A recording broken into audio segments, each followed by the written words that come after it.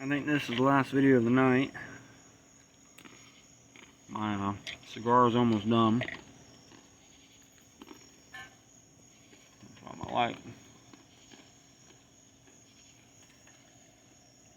More possums. See a muddy ass truck there.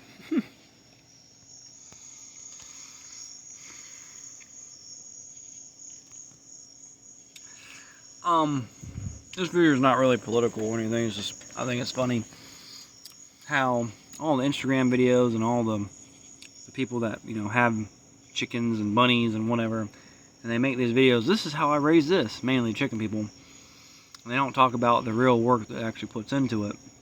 Now, my chickens are different than anyone else's chickens, and their chickens are different than mine. Like, everyone does it differently. But I was sitting out here a couple nights ago, and me and my wife, and she went inside. I thought I'd be inside on low wall, and I shone that light, and there was a possum right in those pine trees. I got up, my truck was right here, ran out there and chased him down. I shot him 5 or 6 times in the back. He kept on going. I ran out of bullets because I shot something earlier. Shot a cat before that. So I'm like, damn, didn't have many bullets. So I ran in here. I have a rifle right there at the door. Ran out and found him and blew his head right off. It echoed across the across this land. Pretty fun, pretty cool. But they don't tell you that shit. You know, it's funny how that works. The Instagram algorithm don't like any of those, so they won't post about it. Just like before the storm, I came out one night to put the chickens up. There's a chicken laying down right out here, like 10 feet away. And she got jumped by a rooster. I don't know which one, I don't know what happened, but apparently got mated and hurt her. Well, I put her in the shed, little pen that I have. She survived the storm. I said, well, if she's still alive tomorrow, I'll probably put her down. I give her one more night to pop up, and like I had a chicken before get really hurt, and they popped up after about 2 days. So I give her an extra day. Well, I went out there and she was dead. She laid an egg in that time, so I think she laid an egg when she died or after she died. I don't know. The chickens ate the egg, but I threw her out in the ditch. But I had to make my decision today about putting out another bird. Had one of the first ones I hatched, first batch. Good little chicken, cute. I mean, it would have been a cute bird. Definitely in my opinion, a green layer mix. But his feet was messed up, and it kept getting worse this week. And I was gonna do it last night, and I didn't have time. I said I'll do it tomorrow, and I made a decision tonight to do it. And you know, you don't talk about that, I guess you'd say, but that's the shit that farmers do. And now that I'm trying to be a certified farm and clean up and get everything done, so if I do get inspected, or I do go through with all that shit, which I probably will, I won't have any problems. But I'm never going to be one of these, you know, pussy little farmers on Instagram like, oh yeah, I do vegan this and vegan that, and I never use guns, and I never shoot at chicken hawks or anything. There's a blue hawk that's been flying around here for a fucking 4 months, 5 months. I shoot at them all the time. And the only thing I can think of is get some dove shot or duck shot, and probably might help him. I've spun him around a few times. I've pissed him off. I think he's too small to really do anything, but I want him dead. I just want him gone. But, you know, we don't talk about any of that at all. I think that's hilarious. The truth about farming. All the cussing that I do. I'm really bad at it.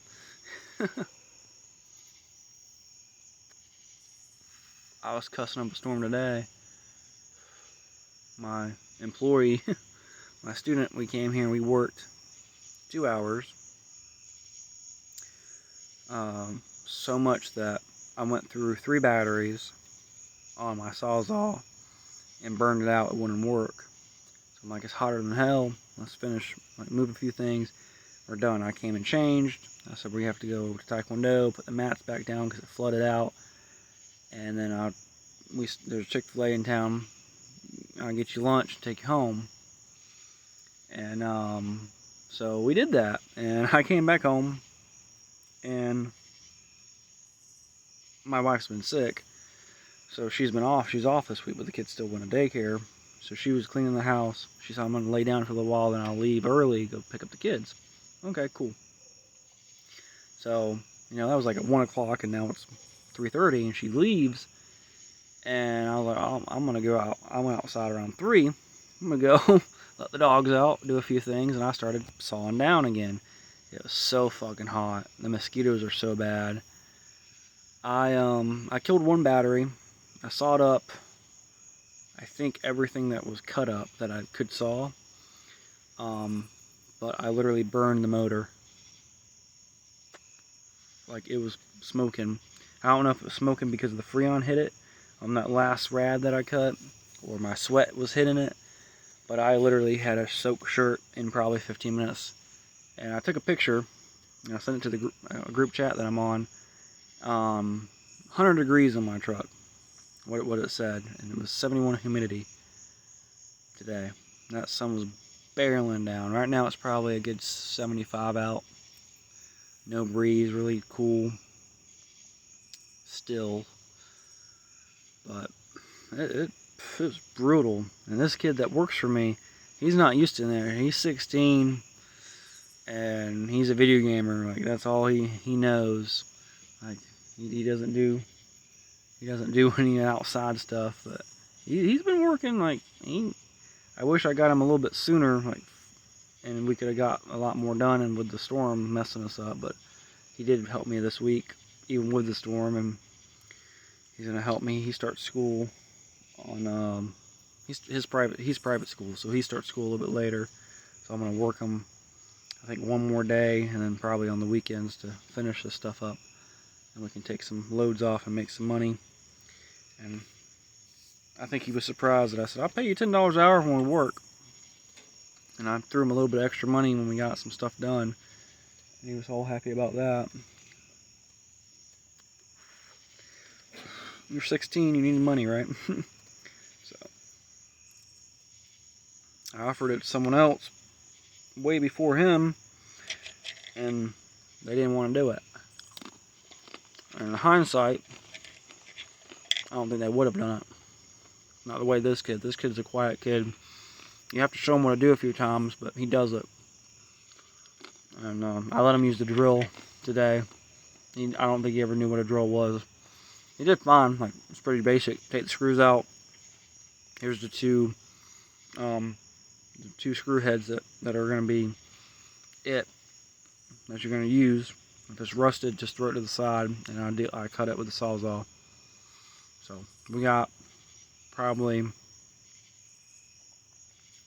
more than half the pile done. I'm going to try to bang it out in the morning myself. And before it gets hot. So I got all the batteries charging. If I can, I'll be happy. This has been hotter than fuck around here.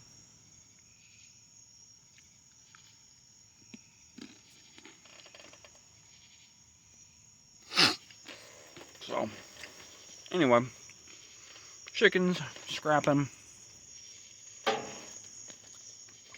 I did switch the feed, so the chickens are on adult food now.